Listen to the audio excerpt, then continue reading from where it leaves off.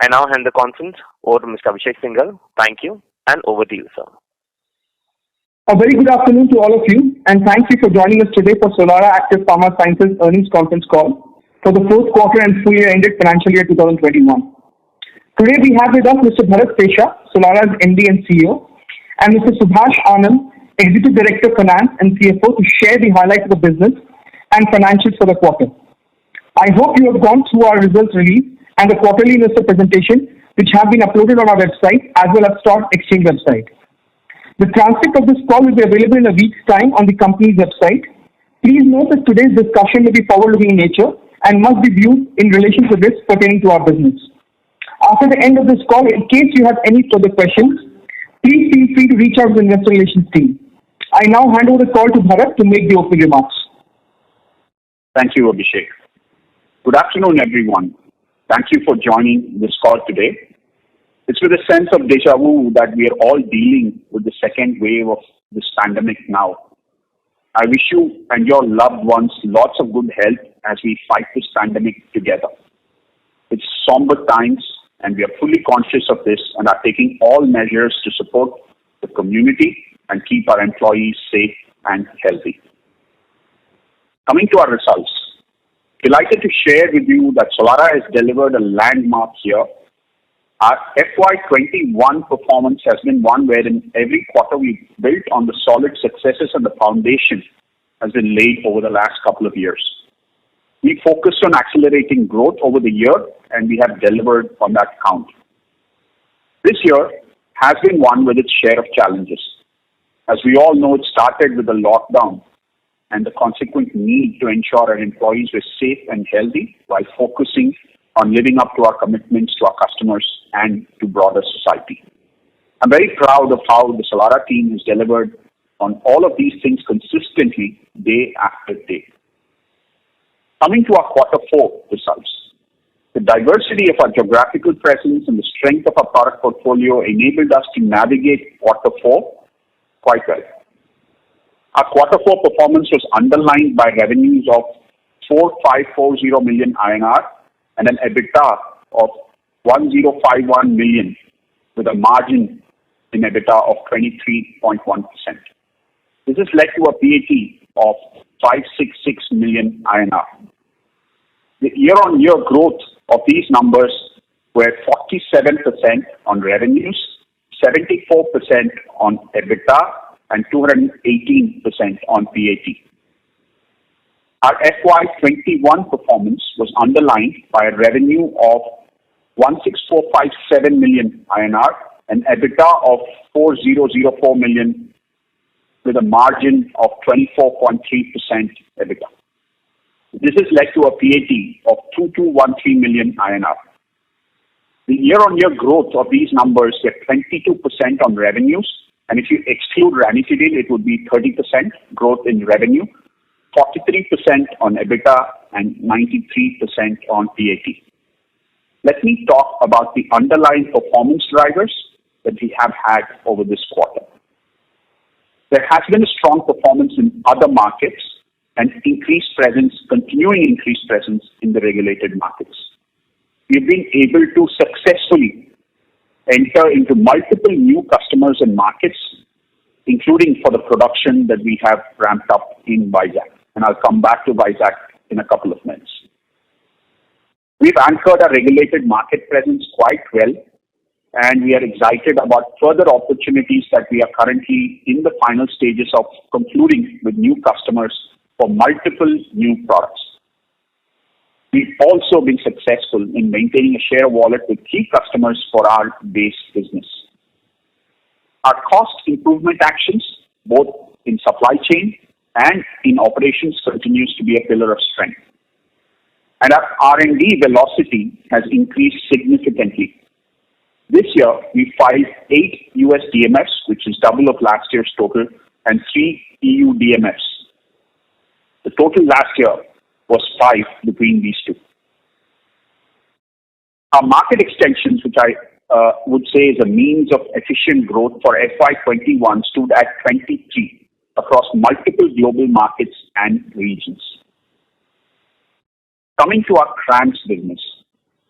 We continue to track to plan on our CRAMS business. We have seen repeat opportunities come in from big pharma companies, and we are continuing to deepen our engagement with them. There was a one-off delay in offtake of volumes by a couple of our customers, which we are confident will normalize over the coming months. We continue to have very good revenue visibility for the CRAMS business for the next 3 quarters, and overall, we expect the CRAMS business to grow at a faster growth clip than the overall company. Let me talk about the Vizag facility. The commercialization of the Vizag facility is going on in a calibrated manner. We have doubled our utilization rates from Q3 to Q4. What is exciting also is that we have accelerated and are progressing really well towards validating and commercializing a multi-purpose facility at Vizag. This will happen in this Q1 FY22. This facility will have the capability to produce a COVID-related molecule, favipiravir. With this facility commercialization concluding in Q1, between Aurora and Solara, we would have one of the largest capacities for favipiravir API. This is a great example of how we have nimbly reacted to a very clear need in society, and we will bring a product to our customers which is also highly needed by society in record time. In addition to this, we are also working together with Aurora on other interesting molecules that include ones that are related to COVID therapy. These initiatives will nicely marry Solara's assets with the rapid product development capabilities that both companies possess. Let me talk about our strategy and the future. A key milestone in the future success for Solara was the recently announced merger with Aurora. Just want to remind all of us, this merger has added significant momentum to the execution of our strategy. It is EPS accretive immediately, and it fills in very nicely some of the strategic priorities for Solara. We have already initiated with a leading consulting firm the process of identifying synergies at a more granular level, and once we get the approvals from shareholders, we will get into more details and share this with you at the appropriate time. But the initial analysis looks really exciting and bodes really well for our future. In addition to this, we also make steady headway in developing technology platforms, and we are on track for executing a proof of concept for at least 2 of them by the end of this financial year. A couple of new products that we have launched in FY21 are all set for scale-up in Q2, Q3 of FY22, and I'm delighted to say that we have confirmed orders for the entire year already for these products. We also have additional exciting products in our pipeline which will be moving into validation phase in FY22 and will support our growth not just in FY22 but for many years beyond. I'd like to end by saying that we all are dealing with the second wave in India. Various parts of the world are in different stages of fighting this pandemic. There is a need for us in Solara to continue to focus on costs, customers, differentiation, and keeping employee safety and health as number one. Our business model of strategically partnering with our customers on a long-term basis, our product portfolio breadth, and a solid position that we have in many of our products will enable us to successfully deal with the market dynamics. I'm very confident that with the depth of our product portfolio, the growth in new products, and significant acceleration in our CRAMS business, our FY22 will gain momentum as the year progresses. I would ask Subhash now to share some details on the balance sheet and other key ratios.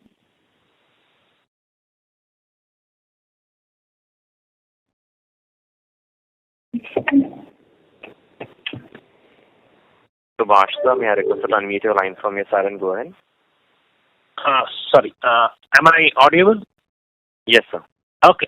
Good afternoon, everyone. As you have seen in last 3 quarters, the financial ratios have continued to improve consistently.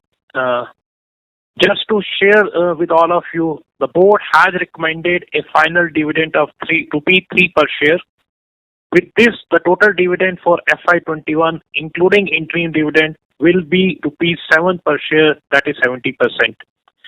Yes, the final dividend is subject to shareholders' approval. Capex for this year is at 174 crore. This continues to reflect our focus on growth-led investment. Asset turn for FY21 stood at 1.8x, up from 1.7 in the previous year. In fact, 1.8x asset turn is with Vizag. If we take out Vizag, because Vizag contributed part of the year, our asset turn stands at 2.1x. This reflects the leveraging of asset and high utilization which we are able to achieve during our current year, and also reflects the potential of asset utilization what we have in future if we continue to perform the way we are. Net asset increased from 783. Net asset increased by 783 million from 441 crore to 522 crore. Contributed by higher receivable this quarter, primarily led by 2 or 3 reasons I call it. One, yes, the sale in this quarter is much higher compared to last quarter as well as the last year. As Bharat indicated, our YOY sale is up by 43%. That has resulted receivable. Other thing, our sale to LRM market has increased, and LRM market being led by slightly higher receivable in terms compared to regulated market, that also has impacted higher receivable as of 31st March. Plus, we have a outstanding because of GST and export incentives which were expected to be normalized in the coming quarter. Net debt as of 31st March are at 408 crore after adjusting the surplus cash of 199 crore as of 31st March. While our net EBITDA ratio continue to be comfortable at 1x, ROC stands at 17.9%. If we take out Vizag asset, then our ROC now is at around 21%, which is almost benchmark compared to the industry. With a healthy balance sheet ratio and fresh infusion of capital and abundant opportunity, Solara is positioned exceptionally well for the future. That's what we have for this quarter on a financial ratios and commentary. Back to you. We can open up for Q&A. Needed, can we start the Q&A, please? Thank you very much. We will now begin the question and answer session. Anyone who wishes to ask a question may press star and 1 on their touchtone telephone. If you wish to remove yourself from the question queue, you may press star and 2. Participants are requested to use handsets while asking a question. Ladies and gentlemen, we'll wait for a moment while the question queue assembles. Participants, you may press star and 1 to ask a question. First question is from the line of Alankar Garude from Macquarie. Please go ahead. Yeah, hi, good afternoon, everyone. So my first question is, revenue ramp up from Vizag appears slow, and that's reflected in just 4% sequential growth. And you also mentioned about calibration in ramp up of Vizag. So firstly, can you elaborate a bit on that? And secondly, I think in Feb you had said that you expect to reach optimal utilization in 3 to 6 months from then. So what would be our revised expectation? Thanks, Alankar. So on the first question, when I say calibrated, what we were doing is we were placing our product in markets where we had made strategic choices to enter.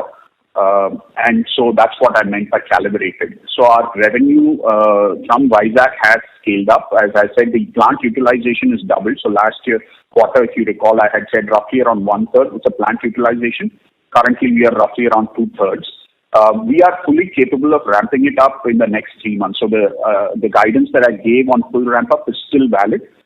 We are currently in the process of the final ramp up phase, and we will be on track when it comes to ramping up to full capacity in the same time frame I had indicated last time. Understood, sir. So, as of now, there are no challenges which you are facing because of the second COVID wave, specifically pertaining to Vizag. No, we're not. We have been very, very careful in that. We've tried to take all precautions, so no impact at this point in time from a second wave. So one follow-up to that, we had also said that we are looking to possibly resume or possibly start regulated market sales from this facility towards the end of this fiscal. Now with the second COVID wave, is there a possibility of a delay on those lines? So the picture is a bit hazy currently because that lies entirely with the regulator, but we have a couple of opportunities to ensure that we mitigate that risk. Countries are now more flexible with remote audits. We are hopeful that we will be able to get those solutions in place for us to be able to get regulatory approvals before the end of the fiscal. That's still the operating assumption, and we are working towards that aim, Alankar. Understood, sir. So my second question is, we haven't provided any guidance for FY22, and possibly that's because of the merger. But is it possible to provide any qualitative comments on how FY22 is likely to look for us? Sure, and you're exactly right. We want to come back to you once the shareholder approval is there in much more detail about the synergy opportunities and the combined entities outlook for the future. That's the reason we have not given you specific guidance for Solara this quarter for the future. But qualitatively, there are three cylinders of growth that Solara has, and all three are in good shape. And that is basically the base business, where we are in share of wallet wise, we are at the right customers with the right share of wallet. New products, I had talked about in my opening remarks. We're excited about a couple of new products that are scaling up this year. We're fully booked in terms of capacity for those products with customer commitments. And our CRAMS business, where I see strong revenue visibility, stickiness with our customers, particularly big pharma companies. So qualitatively, I can say we are in the same momentum of growth that we have experienced this year. We will continue to feel that momentum of growth going forward. Thank you, sir. And one last question, if I may. Can you comment on the status of expansion of the Mysore facility and any thoughts on our backward integration initiatives for FY22? So this will be covered as part of the synergy discussions, Alankar. So this is definitely one of the key topics that we see synergies play out after the merger, because we have possibilities to backward integrate from both companies' products, and we have the land to be able to do it in Mysore. So we'll come back to you specifically on this question, but it's a high attention point, and we see quite some exciting opportunities there. So, but on that, so we had already announced the capex for Mysore, right? So, are we putting that on hold till we firm up our plans, the merger plans, or? So we had not specifically announced a capex for Mysore. We had said that we will be building intermediate capacity there. Now we will just kind of incorporate some of the additional opportunities we get for that intermediate facility, and we will be investing in Mysore on the intermediate capacity, Alankar. Understood, sir. That's all from my side. Thanks and all the best. Thanks. Thank you. The next question is from the line of Shriram Rathi from ICICI Securities. Please go ahead. Yes, thanks for the opportunity. Just a couple of questions. Firstly, on the CRAMS business that you mentioned for the next 3 quarters, the visibility remains very strong and they're already back on track in Q4. So does that mean that we will be back to FY20 levels, or it could even go higher from that level?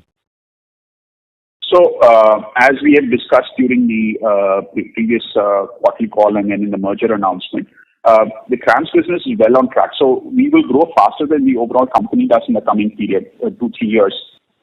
To answer your specific question, will we be back to where we were in FY21? We hope we will be better than we were in FY21 in CRAMS business based on the visibility that I have. I also mentioned in my opening remarks that a couple of our customers who take quite good products of good margin and good revenue had delayed their offtake one time. It's not structural, it's situational because they had other priorities when it came to COVID molecules.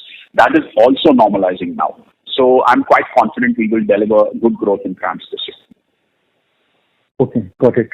And secondly, sir, on the gross margin this quarter, we have seen some dip, and that is also getting reflected in the EBITDA margin to some extent. So any specific reason for this gross margin dip, or it is like one of quarter? So there are a couple of reasons for it. One is the fact that we were able to move Vizag product into the less regulated markets. Obviously, had an impact because that would mean that lower margins that we were typically gotten in the regulated markets, this would be lower. Second, there was less sales to the regulated markets on some of the base molecules, and that is entirely related to the fact that people were just normalizing demand after COVID. Stocks were being run out by some of our customers. Both these trends we will expect to normalize. So those were the key contributing factors towards the margin change from last quarter to this quarter. Okay.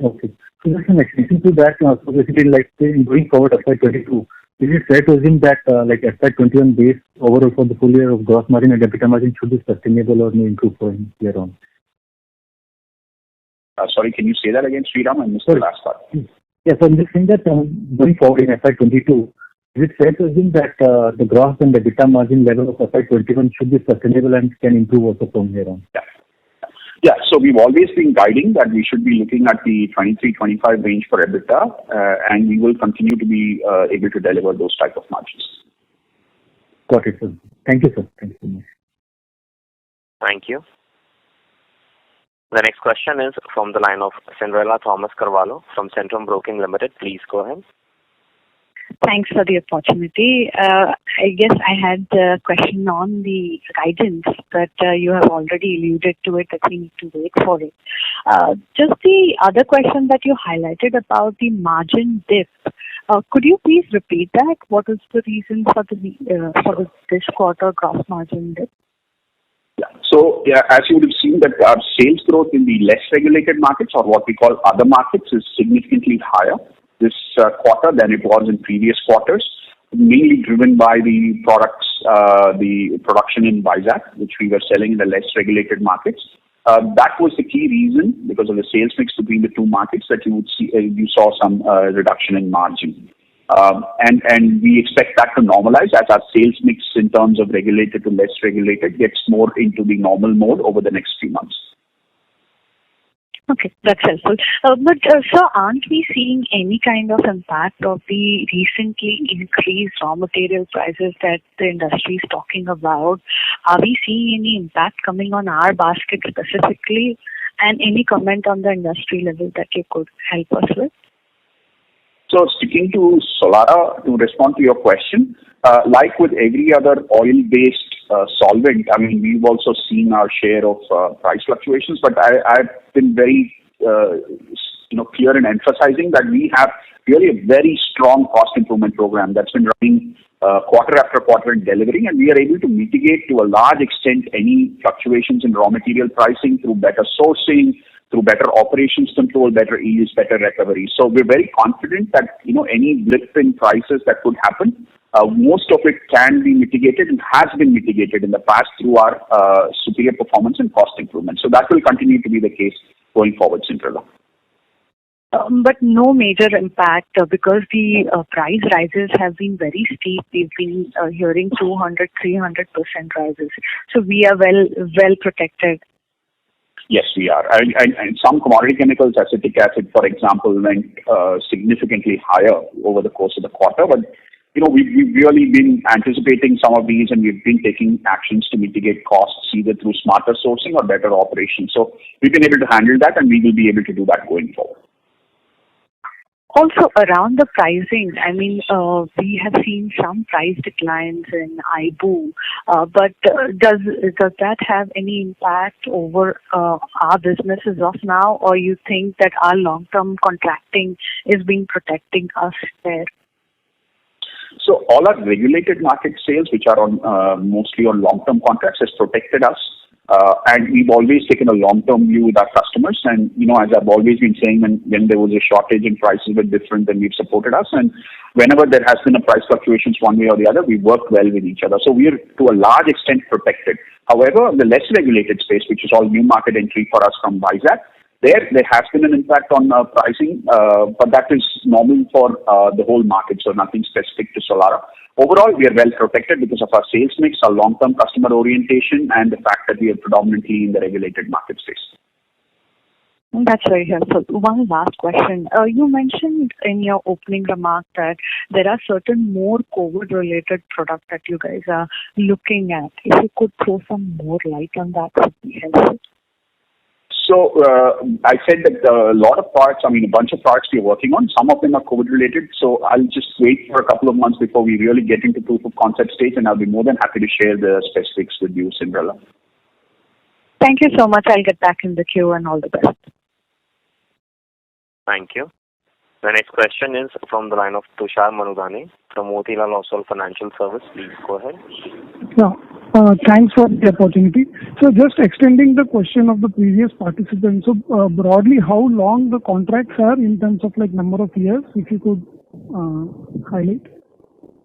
So it varies depending on customers. We have contracts that are 5 to 7 years with customers. We have contracts which are 2 years with customers. So it's difficult for me to put a number to it in terms of the tenure of a contract. But it's when we say long term, it's typically at least a year, if not longer. Got you. And on a ballpark range, what kind of 10-20% kind of a price fluctuation you think that can be very well protected on the either side? The reason to ask is that let's say if the price of the product is $10 and if it goes down to 6 or 5, are we still protected because of this contract, or will we have the repercussions of the prices on the finished goods? So like with every contract, right, it's never going to be digital that, if everything goes really high or really low, that there is no recourse to it. But typically these fluctuations are not happening. So we are well protected in terms of both margin and revenue by these contracts. Understood. That helps. And secondly, just on the receivables, I see over a period of last 6 months, there has been good increase in the receivables. If you could just explain that.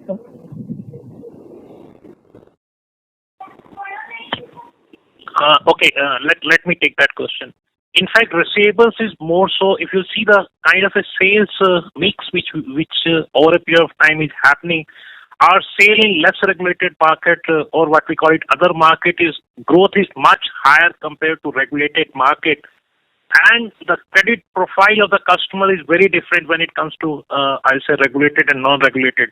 Typically, the non-regulated market customers work on slightly extended credit period. Since the mix is changing between regulated and unregulated, that has an impact on higher receivable what you see on our balance sheet. Second thing, of course, we have a growth. You are seeing quarter-on-quarter sales growth, and even in this quarter, 40% YOY growth. That also will have an impact on receivable, and that's what is getting reflected. Okay, sir. That helps. Thank you. Thank you. Ladies and gentlemen, you may press star and 1 to ask a question. The next question is from the line of Ranveer Singh from Sunidhi Securities and Finance. Please go ahead. Yeah, hi. Thanks for taking my question. So one clarity on regulated market contribution, what would have been from US, if you could break it up? So roughly our total sales, 1/3 roughly is in regulated, US, North America. So we don't split it further, but we can do that. I would say roughly 30% or so should be from the US market, North America, US, Canada. Okay. So why I'm asking this, because in annual report, you mentioned roughly 100 crore of external sales to US in FY20 annual report. And in presentation, I have been looking at this is showing 30% or more than this. So what is the disconnect? Is it in annual report mentioned some external customers? So what is the difference actually? So there are sales that we make of the API into the US. There are sales that we make of the API to a formulator who ships the formulation to the US. So destination is to the US. So when we say 30-35%, that's including both. And the reason we do that is the pricing is dependent on the end market of the formulation, not the destination of the API. So that's why we report it like that. So when we say external sales, it must have been export sales to the US. This, when I say 32%, that includes sales where formulation eventually ends up in the US. So we supply to formulator in India and they export it to US market. That's what you're saying. Correct. Okay. And what has been contribution of Vizag facility in this quarter? So we don't split it by facility to give you the exact contribution, but I can tell you that Vizag currently is at two-thirds utilization, roughly around 60-65% utilization. And we've already stated the total capacity of Vizag in the previous presentations of around 3,600 tons of ibuprofen. So that's kind of where we are in terms of the total output from Vizag. Okay, but are we maintaining that this facility can give peak revenue of 400 crore kind of sales? Yeah, so 3,600 tons is the boilerplate capacity at Vizag, and as I had indicated earlier, we will be able to deliver that and ramp up to that capability as we had guided before in 6 to 9 months' time, and that's still what we are tracking. Yeah, because two-thirds capacity utilization should have been, that sales should have been significant, what I understand, if I consider 400 crore as a peak revenue. So it depends on which market that we are going and the average price assumption you have maybe on a certain market level. So there are two factors into this. One is volume, the other is the type of market that we are selling into. And the 66% utilization is 33% or one-third roughly we were already in Q3. Q4 2066. So added another about 30-32% of utilization. And all the product is now going to the less regulated markets. Okay. And one last, if I can, on ibuprofen side, are we see any change in pricing realization from Q3 to Q4? So we have now have more sales in the less regulated markets from Vizag. So there the pricing is definitely lower than it is in the regulated market. So our price realization will be more a function of the market mix, less to do with the absolute molecule per kilo pricing. But volume-wise, we are growing. Yeah, volume-wise, we are growing. Okay, that's it from my side. Thanks, Chandra. Thank you. The next question is from the line of Nitin Agarwal from DAM Capital. Please go ahead. Hi, thanks for taking my question. But just sort of taking forward the previous question a little bit. So on IBU, the 3,600 ton capacity, boilerplate capacity that we have in Vizag, that would have been, initial idea was largely to do a less regulated market, or it was to do red market, just as we don't have approvals yet. We are currently servicing the less reg market, and we will probably transition to red markets as time goes by when the approval comes through. Yeah, correct. Okay. And just as a very broad sense, typically, is there a major differential in the pricing that typically one realizes in these two sort of buckets? Yeah, there is. So depending on the grade or which pharmacopoeia that the product meets, there is a price difference, and it could be as much as a couple of dollars per kilo. Okay. Got it. Secondly, on Vizag per se, so the Vizag, the way to understand Vizag is there is obviously a phase 1 which is on the IBU capacity. The phase 2, so that is all what is there in Vizag right now, right? The MPP is going to incrementally start working from this quarter onwards. Correct, Nitin. So this quarter we will be commercializing the MPP, and that's where I had also indicated amongst the products that we will also be making favipiravir there. Right. And the fact that we're going to be coming with favi capacity now, we obviously there was wave 2, and subsequently everything is uncertain. So just can you give us a little sense on how is the market landscape like for this opportunity as we see it going forward? So the facility is a multi-purpose facility. At this point in time, not just from a business but from a society perspective, we feel it's the right product to bring to the market. And in our partnership with Daror, we are bringing it to the market.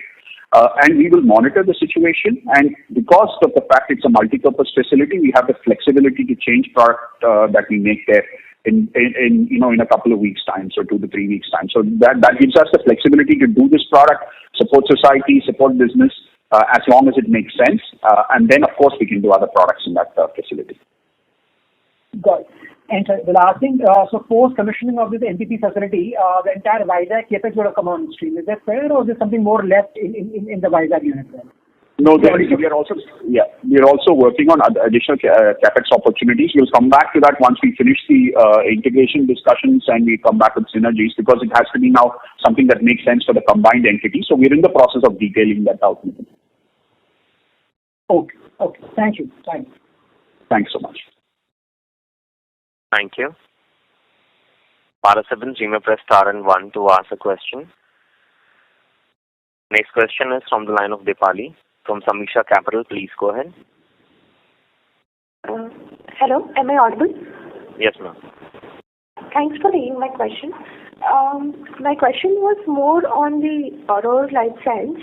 So, I understand that we'll come back with the details, but can you give us an indication of, how our a little direction on how our balance sheet will look like in terms of our gross block, working capital, goodwill, post this integration?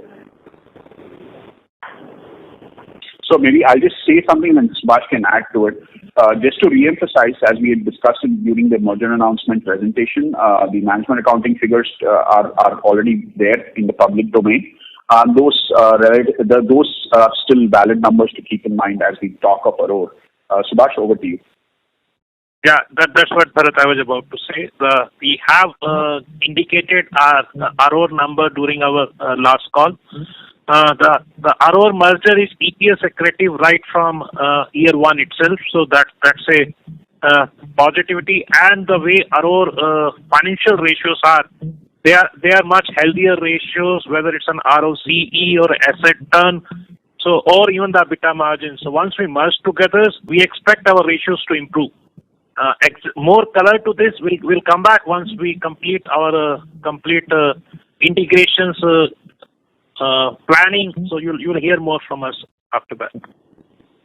Okay, thank you. And the other question, so we understand that, Aurora also has significant revenue from COVID drugs.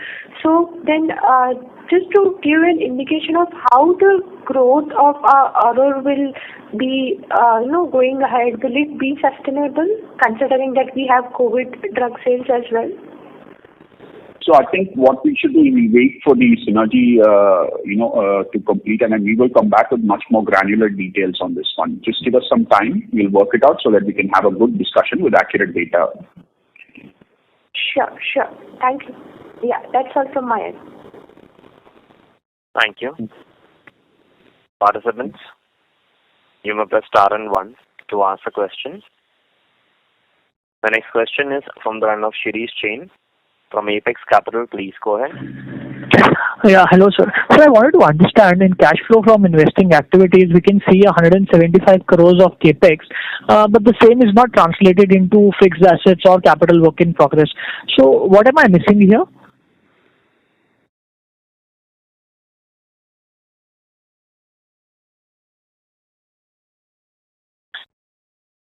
Hello, can you hear me? Yes, sir. Yeah. Hear you now. Yeah.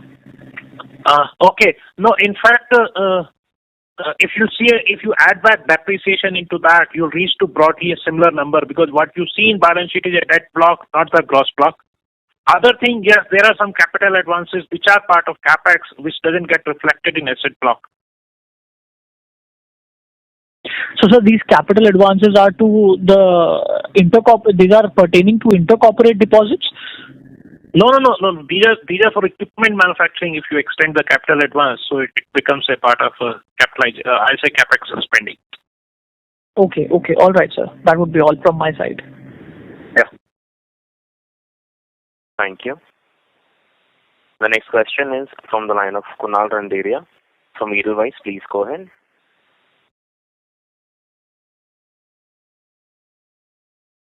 Kunal, may I request you to unmute your line from your side and go ahead with your question? Yeah, I'm sorry. Yeah. So good afternoon. My first question is on the composition of growth. This quarter seemed to be driven mainly by other markets. So how do you see this in the coming year? And I mean, if other markets are driving growth, is it fair to assume the gross margins will be lower year on year? So it's a good question. So the key reason behind the other markets driving growth are, one, Vizag. So all of the quantity goes to other markets. Two, we have opportunities in other products in the other markets, which we were able to kind of capitalize on in Q4.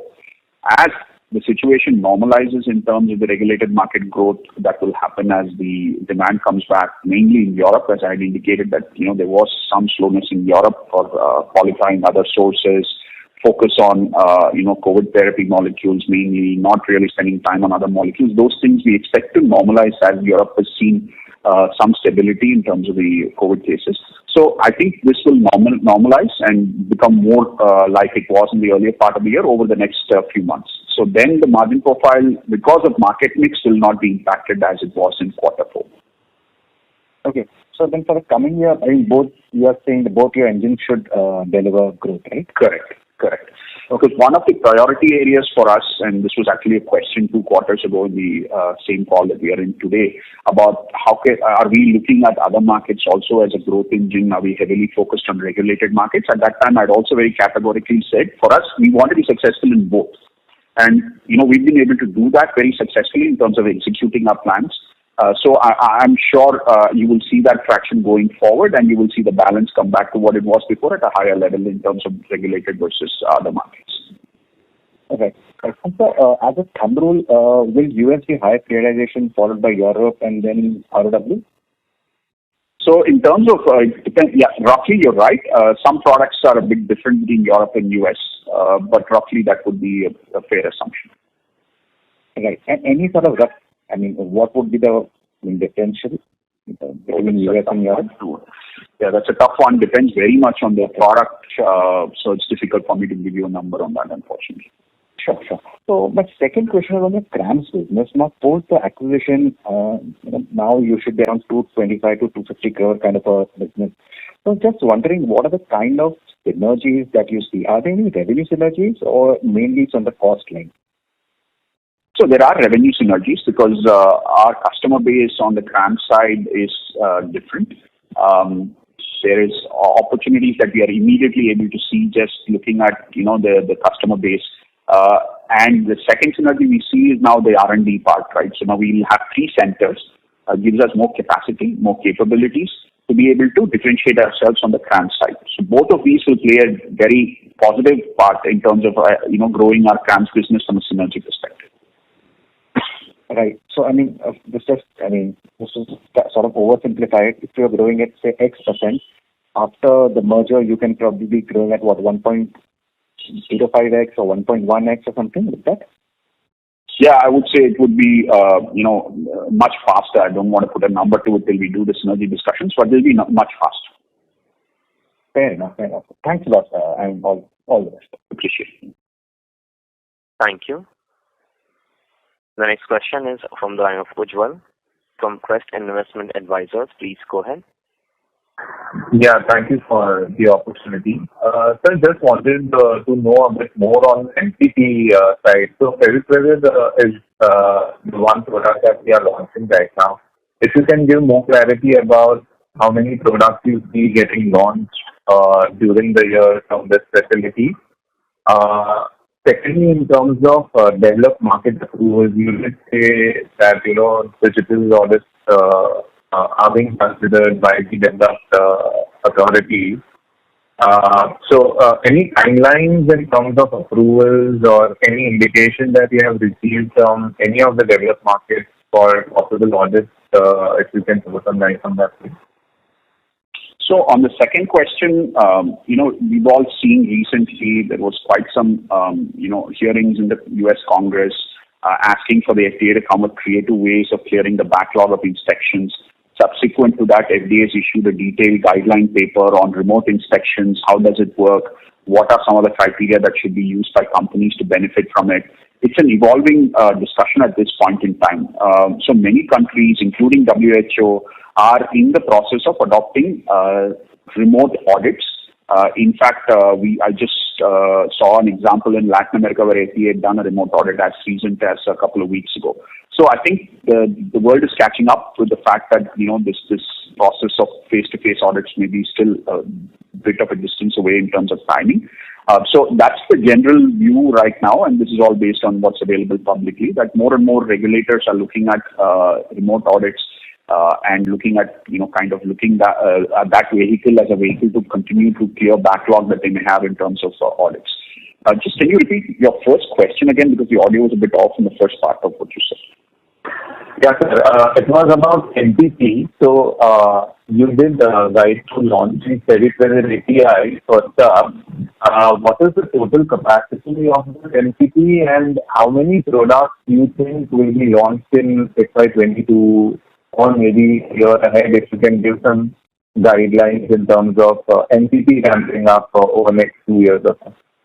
Sure. So as a company, and I'm not talking only Vizag NPP, but overall as a company, we will aim to have at least 10 to 12 filings this year. And that's basically what will be the new product launches that we will do. That includes not just the Vizag NPP, but that includes the other facilities also. And we will continue to file market extensions. Last year we did 23. We will continue to do at that level going forward. So that will be the amount of filings that we will do as we have planned for in FY22.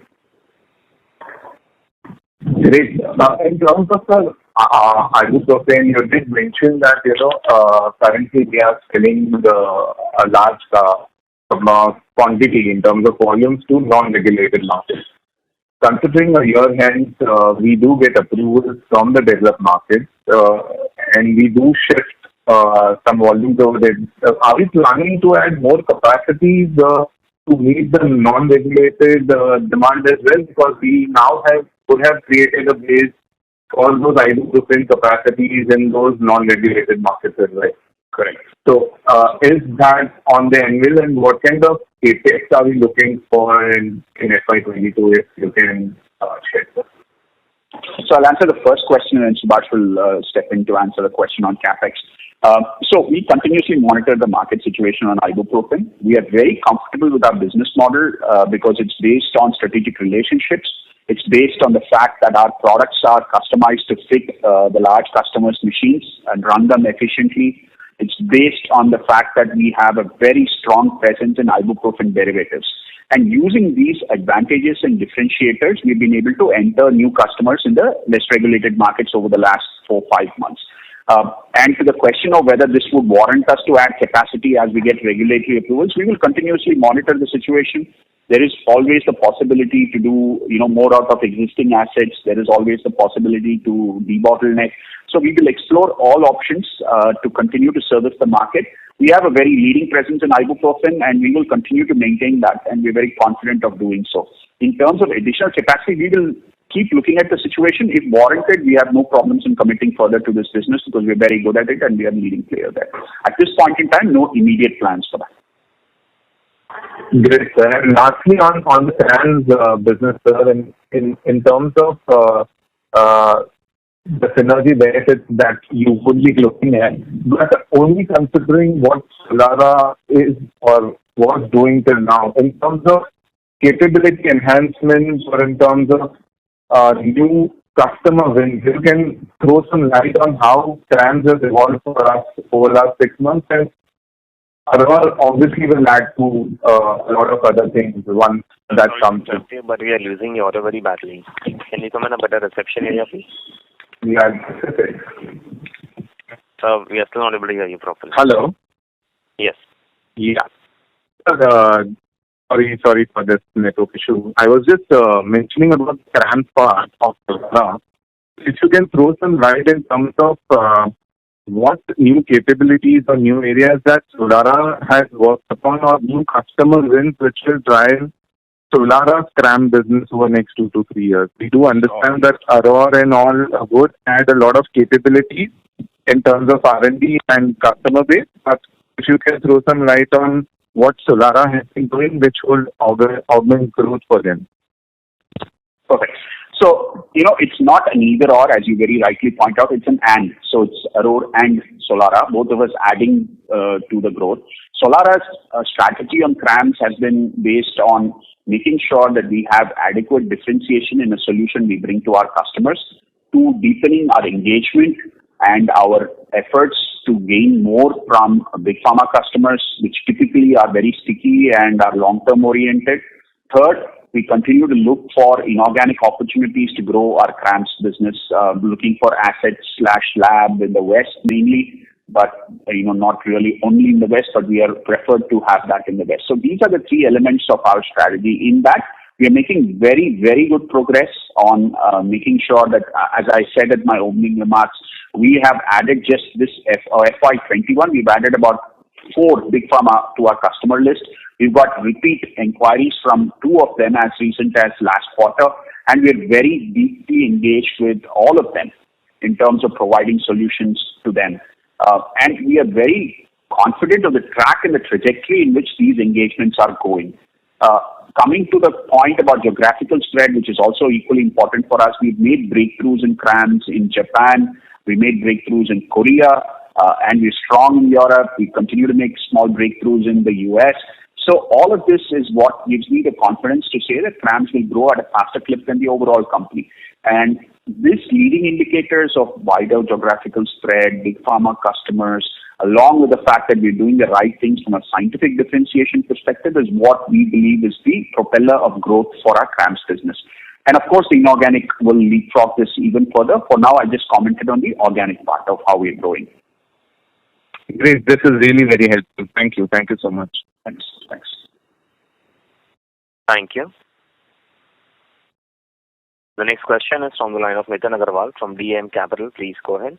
Hi, thanks for taking a follow-up. Bharat, just going back to your earlier comments around the new product launches, the two products that you mentioned, that you will be launching in Q2, Q3, any qualitative sense you can give us all the opportunities? What kind of products are we talking about here, and an potential opportunity which can play out over a period of time on these products?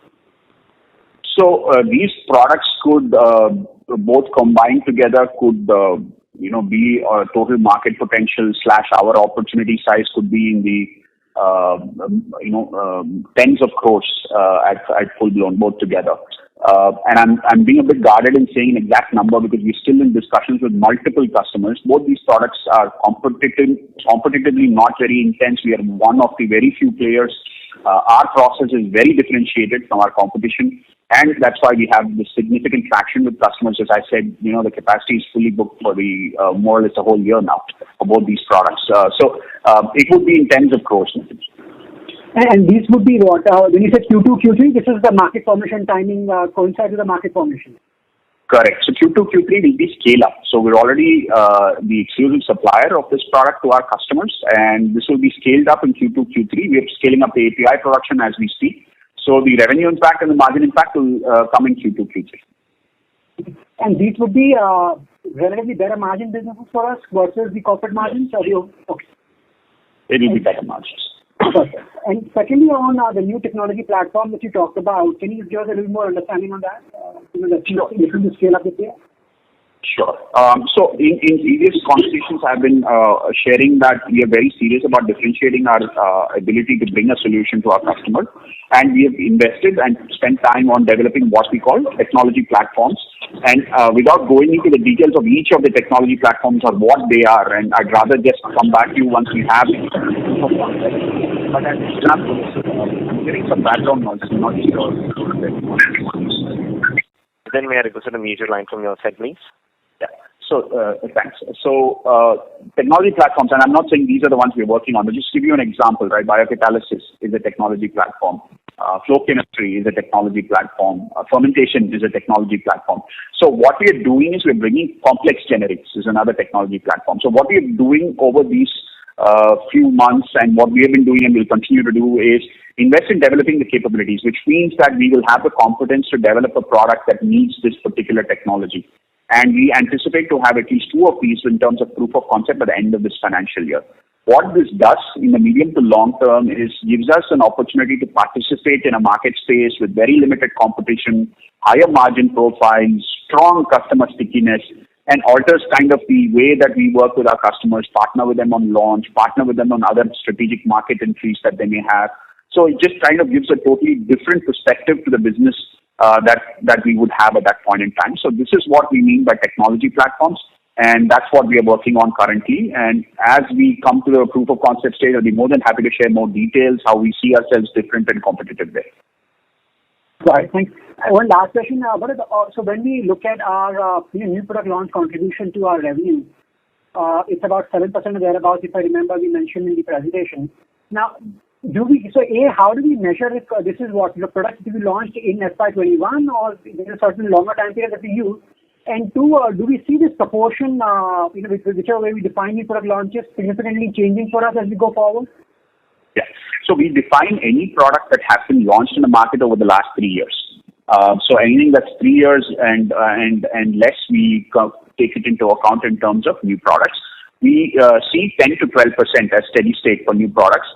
And I think the part of it was 7 in Q4, but it is 9 for the annual number.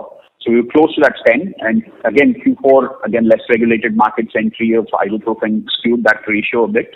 And as we scale up the new products, I'm confident we will be in the 10 to 12 percentage number. And it's a refreshing metric. Every 3 years, something drops out, something gets added. Got it. Thank you, and that's all. Thanks, Nitin.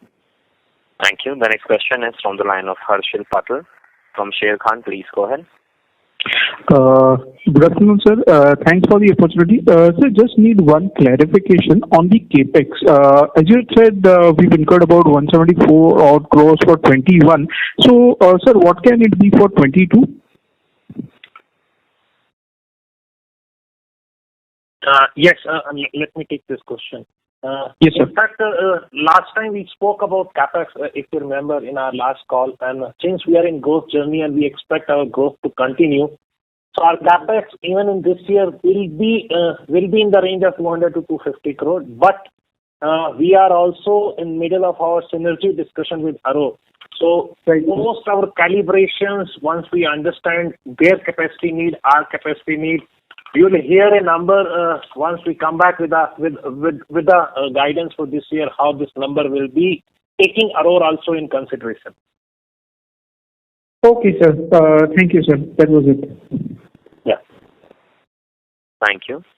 The next question is from the line of Alisha Mahalwa from Envision Capital. Please go ahead. Hello, sir. Thank you for taking my question. Just one clarification. What is your capacity utilization currently to exclude Vizag? So other than Vizag, if you see, it will be close to mid to late 80s. Okay. Got it. And just some comment from you in terms of what is the percentage of import of raw material and currently how much of that is coming from China? So total imported raw materials is roughly around 35-36%, out of which 29% comes from China, which is a reduction from the 32% it was in the early part of the year. Okay. Thank you so much, sir. Thank you. Thank you. Thank you. The next question is from the line of Sachin Jain from Carnelian Asset Management. Please go ahead. Hi, Bharat. Thanks for taking my question. Could you more elaborate on your scientific on CRAMS side? And why customer would come to you? If you can elaborate more, you already elaborated a bit. Yeah, sure. See, the CRAMS business is all about capacity. It's all about scientific differentiation, all about making sure that we are adding value to a recipe that a customer has already thought of or wants you to develop. So what we have been focusing on over the last 1 year and kind of very well anchored in the DNA of the organization now is CRAMS at the end of the day is a technical/science sale, where you have adequate capacity that can back up your science, and which means you can make that product, and you have the adequate knowledge and the scientific capability to be able to develop that product for your customer. So that's how we have differentiated ourselves on the CRAMS space. All our discussions with Big Pharma, and I'm personally involved in a few of them, so I can say this from experience, has been about how we can do something in a way that is unique compared to either competition or compared to some of the ideas the customer themselves may have. And that is what has given us repeat opportunities. Not that, we've gone and said that, we have capacity and that's important, but it's also the scientific capability that we bring to the table. And that's how we've been able to get repeat business with Big Pharma customers. And that's what we are expecting to further build on in terms of strengths and further grow that capability. Thank you. Thank you so much. Thank you. Ladies and gentlemen, due to time constraint, we will take the last question from the line of Kunal Randeria from Edelweiss. Please go ahead. Thank you for the follow-up. Sir, my first question is actually on related to COVID products.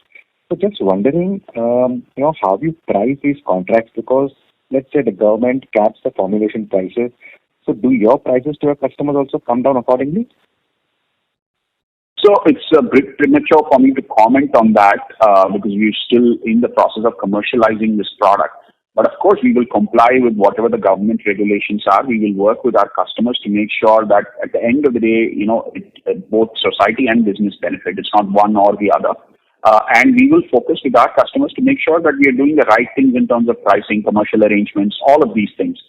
Unfortunately, I'm not able to give you more color because it's a bit premature for me to comment because we're in the process of commercializing as we speak. Fair enough. Fair enough. And just my last question, it's on the capex number. So out of this 200-250 crores that you are planning, how much would be maintenance and how much would be, for capacity addition, and where exactly are you adding capacity? No, in terms of maintenance and growth capex, majority of this capex is a growth capex. If you see the maintenance capex is not very high in our industry, so majority of the capex is coming on growth. Where this exact capacity is coming up, I'll say just wait for till we come back with our more color on post synergy, how and where this investment is going to come back. So just to add to Subhash's comment, we've already been sharing in the past that we have land available, and I think Alankar asked the question at the beginning of the call. We have land available in Mysore, we have land available in Vizag. So it's a question of just identifying the right product, the right capacities, and then installing it. So that's kind of how we are in the process, as Subhash explained. Okay, got it. Thank you. Thank you very much. I will now hand the conference over to the management for closing comments. Thank you. And once again, thank you all for joining today. And, I want to again give the best from all the 3,000 employees of Solara to you and your families to stay safe, stay healthy, and, look forward to connecting with all of you in the coming days in further calls. Take care, stay safe. Thank you. Thank you very much. On behalf of Solara Active Pharma Science Limited, that concludes this conference. Thank you for joining us. You may now disconnect your lines. Thank you.